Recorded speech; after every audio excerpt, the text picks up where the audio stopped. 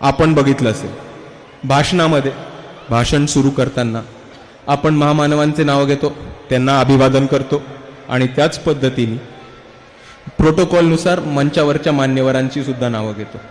पण आज मला आपल्या सर्वांसमोर काही वेगळी नावं घ्यायला आवडतील आणि ती नावे अशी आहेत: शहीद रोहित वेमुल्ला, पायल तडवी, विराज जगताप, अरविंद बनसोड, सागर शेजवळ, अक्षय भालेराव आणि शहीद सोमनाथ सूर्यवंशी यांच्या स्मृतीला विनम्र अभिवादन करतो.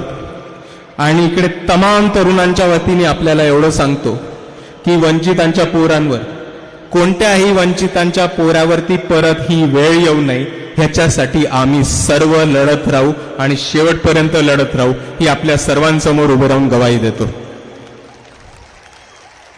आणि मित्रांनो, आपण जेव्हा या लढाईबद्दल बोलतो तर ती लढाई तलवारीची नाहीये. बाबासाहेबांना आपल्याला लढायला शिकवलंय तलवारीनी नाही तर ते पेननी. ही लढाई बुद्धीची आहे आणि जितकीच ही लढाई बुद्धीची आहे, आपल्या डोक्याची आहे, तितकीच ही लढाई सांस्कृतिक आहे, सामाजिक आहे, राजकीय आहे आणि धार्मिक सुद्धा आहे. कारण मित्रांनो, बाबासाहेब आंबेडकरांनीच आपल्याला सांगितलं होतं की या भारत देशाची जी चळवळ आहे, या भारत देशामधला जो संघर्ष आहे तो विषमतावादी मनूची व्यवस्था आणि दुसऱ्या बाजूला क्षमतावादी गौतम बुद्धांचे विचार ह्याच्यामधला एक संघर्ष आहे. आणि म्हणून बाबासाहेब आंबेडकर आपल्याला म्हणतात की आपल्याला भारत बुद्धमय करायचा आहे. पण भारत बुद्धमय करायचा आहे ह्याचा आपल्या सर्वांनी अर्थ समजून घेतला पाहिजे. ह्याचा अर्थ हे नाही होत की कागदपत्र सगळ्यांना बौद्ध करायचं. ह्याचा अर्थ हे पण होत नाही की शेवटच्या माणसाला दीक्षा द्यायची.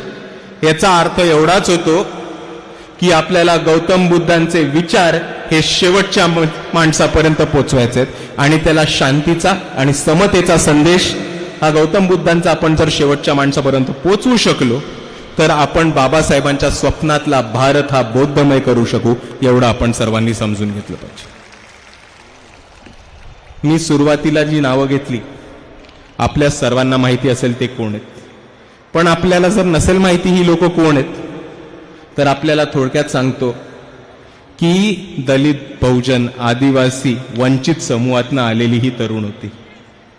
हे अतिशय हुशार पोरं होती. गेल्या 10 वर्षात वेगवेगळ्या कारणाने या पोरांचा जीव घेतला होता इकडच्या जातीवाद्यांनी. पण आपण हे नका विसरू की ही पोरं अतिशय हुशार होती, शिक्षण घेत होते, उच्च शिक्षण घेत होते, बरेचसे लोक याच्यामधले पदवीधर होते. पण त्यांची प्रगती आणि त्यांची शिक्षणामुळे झालेली तरक्की इकडच्या जातीवाद्यांच्या डोळ्यामध्ये खुपली म्हणून त्यांचा खून केला, हे आपण विसरू नका. वेगवेगळ्या कारणांमुळे मारलं. Doctor Rohit Vemula PhD student होते, हैदराबाद युनिव्हर्सिटीमध्ये शिक्षण घेत होते. तिकडचा ASA आंबेडकराईट स्टुडंट असोसिएशनची त्यांनी सत्ता स्थापन केली होती आणि ते तिकडच्या ABVP ला खुपलं होतं. खोटे पत्र देऊन मंत्र्यांकडनं, खासदारांकडनं खोटे पत्र आणून त्यांनी रोहित वेमुल्लाची ऍडमिशन बंद करवली, स्कॉलरशिप बंद करवली आणि त्यामुळे रोहित वेमुल्लांना आत्महत्या करायला भाग पडलं. दुसऱ्या बाजूला पायल तडवी MBBS केलं होतं, पोस्ट ग्रॅज्युएटचं शिक्षण घेत होत्या मुंबईमध्ये, आदिवासी समाजातनं येत होत्या. आजूबाजूच्या जातीवाद्यांनी त्यांना मेंटल टॉर्चर केलं, जातीवादक वागणूक दिली आणि त्यांना आत्महत्या करायला भाग पडली. विराज जगताप तसेच नितीन आगे, आंतरजातीय प्रेम होतं ह्या आरोपाखाली या दोघांना इकडच्या जातीवाद्यांनी जीवे मारलं. नितीन आगे 15 वर्षाचे होते, 10वीचे विद्यार्थी होते आणि नुकतंच अहमदनगर कोर्टनी त्यांच्या सगळ्या आरोपींना बळी केले. आणि ह्याच्यामुळे हा प्रश्न उपस्थित होतो की नितीन आगेंचे आरोपीच नव्हते तर नितीन आगेंना मारलं कोण. त्याचबरोबर सागर शेजवळ आपल्याला माहिती होतं, शिर्डीमधलं प्रकरण होतं. डॉक्टर बाबासाहेबांची रिंगटोन होती त्यांच्या फोनवर आणि फक्त डॉक्टर बाबासाहेबांची रिंगटोन इकडच्या प्रस्थापितांसमोर, जातीवाद्यांसमोर वाजली म्हणून त्याला जीवे मारलं, मोटरसायकलवरती टाकून गावाच्या बाहेर नेऊन टॉर्चर करून मारलं. अरविंद बनसोड नागपूर काटोलचे होते, त्यांनी त्यांच्या गावामध्ये जातीवादींच्या विरुद्ध एक बंड पुकारला, म्हणून ते ज्या पेट्रोल पंपवरनं काम करत होते त्या पेट्रोल पंपवरनं त्यांना रात्री उचललं आणि त्यांना जीवे मारण्यात आलं. आणि दुसऱ्या बाजूला अक्षय भालेराव हे नांदेड बोंधारमध्ये राहणारे होते. त्यांनी त्यांच्या गावामध्ये पहिली जयंती काढली बाबासाहेबांची, म्हणून त्यांना मारण्यात आलं. अरविंद बनसोड आणि अक्षय भालेराव हे वंचित बहुजन आघाडीचे कार्यकर्ते होते, साथीदार होते आमचे. आणि तसेच आपल्या सर्वांना परभणीमध्ये सोमनाथ सूर्यवंशींची काय घटना होती माहिती होती. सोमनाथ सूर्यवंशी वडार समाजाचे होते, पण जरी ते वडार समाजाचे होते, सोमनाथ सूर्यवंशी एक सच्चे आंबेडकरवादी होते, हे तुम्ही विसरू नका मित्रांनो. जेव्हा बाबासाहेबांची पुतळ्याची विटंबना झाली, जेव्हा संविधानाचं प्रत तिकडे तोडलं, तेव्हा एका आंदोलकाच्या भूमिकेमध्ये सोमनाथ सूर्यवंशी आले आणि आंदोलन करायला धावून आले. तेव्हा पोलिसांनी त्यांना उचललं, लॉकअपमध्ये टाकलं, टॉर्चर केलं, बेदम मारलं आणि त्या मारहाणीमध्ये त्यांचा मृत्यू झाला. मित्रांनो, आता आपण एक समजून घेतलं पाहिजे की सोमनाथ सूर्यवंशी जरीही वडार समाजामधनं आले असले, त्यांना बाबासाहेबांचे विचार पटले होते, त्यांना बाबासाहेबांचा मार्ग पटला होता, म्हणून ते LLBचं शिक्षण घेत होते, स्वतःचं उच्च शिक्षण कंप्लीट करत होते आणि त्याचबरोबर वंचित बहुजन आघाडीचं काम करत होते. पण ह्या लोकांमध्ये एकच गोष्ट कॉमन आहे मित्रांनो, एकच गोष्ट कॉमन आहे की हे सगळे विद्यार्थी हुशार होते, उच्च शिक्षण घेत होते आणि शिक्षणाच्या मार्फत आरक्षणाच्या जोरावरती स्वतःची तरक्की आणि प्रगती आणि विकास करत होते. आणि हाच विकास इकडच्या जातीवाद्यांना खूपला आणि म्हणून त्यांनी या सर्वांना जीवे मारलं. आणि मित्रांनो, तुम्ही यांचं कटकरस्थान लक्षात ठेवा. आपल्यातला एक मारणं ह्यांना सोपं नाहीये, म्हणून हे आपली प्रगतीची पायरी बंद करून टाकणार आहेत, विकासाचा रस्ता बंद करून टाकणार आहेत.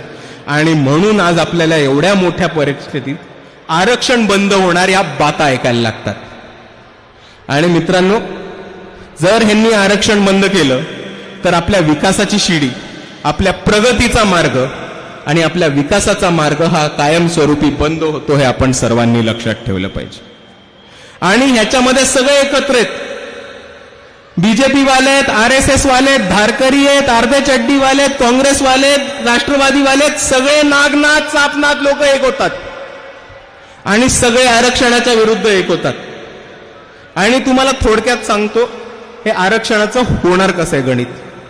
आता तुम्हाला सोपा मुद्दा सांगतो की अमेरिकेमध्ये एक H1B व्हिसा म्हणून एक प्रकार असतो. जे नोकरीला जातात, जे शिक्षणाला जातात, त्यांना H1B व्हिसा मिळतो. पुढच्या वर्षीपासून H1B व्हिसा रद्द होतोय आणि सगळ्या अमेरिकेतल्या NRIला परत तात्या ट्रम्प भारतात पाठवून देणार आहे. आणि एकदा हे भारतीय परत आले तर आपले जे पंतप्रधान आहेत मोदी शेठ, त्यांना नोकऱ्या कुठनं देणार? आपलं आरक्षण बंद करून. आपलं आरक्षण बंद करून ज्या नोकऱ्या वाचणार आहेत, आपलं आरक्षण बंद करून ज्या शिक्षणाच्या सीटा वाचणार आहेत, त्या ह्या NRIंना देणार आहेत. आणि त्याच्यासाठी आरक्षण बंद करायचं कट कारस्थान इथे या महाराष्ट्रामध्ये उभं झालंय, भारतामध्ये उभं झालंय. ही परिस्थिती आपल्या सर्वांना समजून घ्यायची मित्रांनो. आणि ह्याच्यामध्ये फक्त बीजेपी एकटे नाही आहेत, इकडचे सगळे प्रस्थापित एक होतात वंचितांना वंचित ठेवण्यासाठी आणि इकडच्या शोषितांना, वंचितांना, पीडितांना पुढे जाण्याचा मार्ग बंद करण्यासाठी हे सगळे प्रस्थापित एक होतात. आपल्याला अकोल्याचा इतिहास माहितीच आहे. जेव्हा जेव्हा वंचितची सत्ता येऊ इच्छिते, जेव्हा जेव्हा वंचितची सत्ता येते, तेव्हा बरोबर सभागृहामध्ये भाजप, काँग्रेस, राष्ट्रवादी, शिवसेना सगळे एक होतात. आणि त्याच पद्धतीने इकडच्या वंचितांचं आरक्षण बंद करायला सुद्धा हे सगळे काँग्रेस, राष्ट्रवादी, भाजप, शिवसेना एक झालेत. आणि म्हणूनच 2 आठवड्यापूर्वी अडाणींच्या NDTV वरती सुप्रियाताईंनी भाष्य करताना हे म्हटलं होतं की जातीवरचं आरक्षण रद्द करून ते आर्थिक निकषावरती आधारित केलं पाहिजे. पण मित्रांनो, आपण एक गोष्ट समजून घ्या की आरक्षण जर उद्या बंद झालं तर ह्या सगळ्यांचं नुकसान होणार आहे. प्रस्थापितांचं आरक्षण बंद झालं तर नुकसान होणार आहे का? काँग्रेसवाल्यांचं नुकसान होणार आहे, राहुल गांधी, बाळासाहेब थोरात, पृथ्वीराज चव्हाण यांच्या कुटुंबियांचं नुकसान होणार आहे आरक्षण बंद झालं तर. भाजपवाल्यांचं नुकसान होणार आहे. नरेंद्र मोदी, देवेंद्र फडणवीस, अमित शाह यांचं नुकसान होणार आहे आरक्षण बंद झालं तर. राष्ट्रवादीवाले शरद पवार, सुप्रियाताई, अजितदादा यांचं काही नुकसान होणार आहे का आरक्षण बंद झालं तर. नुकसान कोणाचं होणार आहे? नुकसान कोणाचं होणार आहे? मग लढलं कोणी पाहिजे? मग लढलं कोणी पाहिजे? मित्रांनो, तुमच्या सर्वांसमोर इथे उभं राहून सांगतोय, मला स्वतःला आरक्षणाचा महत्व पटतो आणि आरक्षण वाचवण्यासाठी मी शेवटपर्यंत लढत राहील. माझ्याबरोबर कोणी आलं नाही आलं फरक नाही पडत. आरक्षण वाचवण्यासाठी शेवटच्या मिनिटापर्यंत लढत राहील. आता सांगा तुम्ही बरोबर आहात की नाही? बरोबर आहात की नाही? आणि मित्रांनो, आपल्या सर्वांसमोर बाता करणारे, डिंग्या करणारे खूप लोक येतात, लंब्या लंब्या बाता फेकून जातात. पण आपल्या सर्वांसाठी लढणारे लोक आपल्या सर्वांसमोर बसलेत. आपल्या सर्वांसाठी लढणारा नेता आपल्या सर्वांसमोर बसलाय.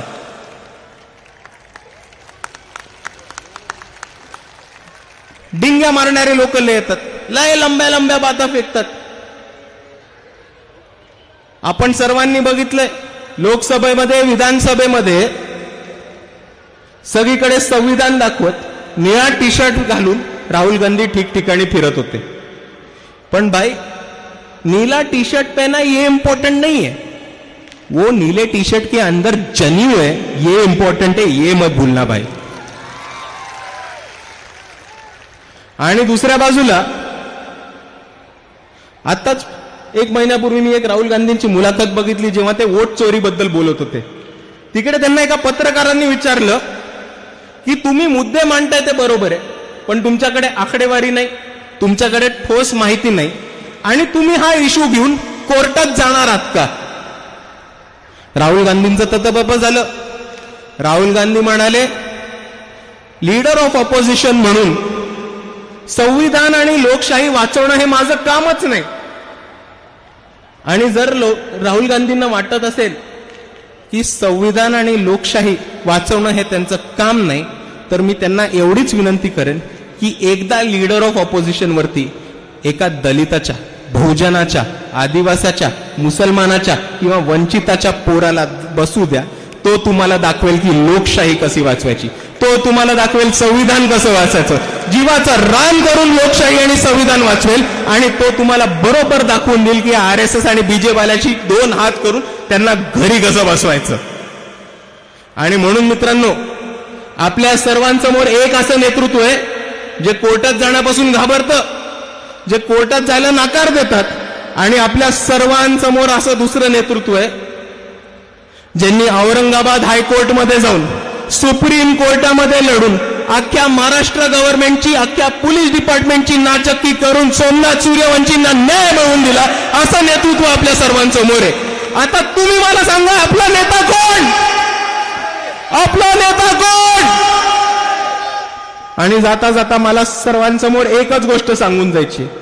मी जिल्ह्यात जातो, तालुक्यात जातो, गावागावात जातो, तिकडे मला लोक नुसतं एकच प्रश्न विचारतात की वंचित बहुजन आघाडीला हवी तशी भरारी का नाही आली. वंचित बहुजन आघाडी 2019 मध्ये स्थापन झाली, या पक्षाला हवी तशी भरारी का नाही आली.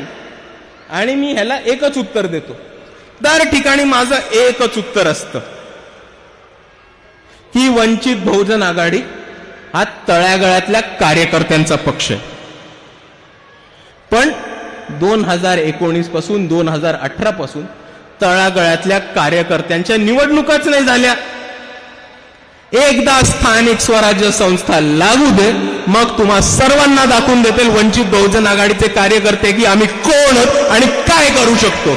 एवढं म्हणून मी आपल्या सर्वांची सभा घेतो. जय भीम, जय संविधान, नमो बुद्धाय.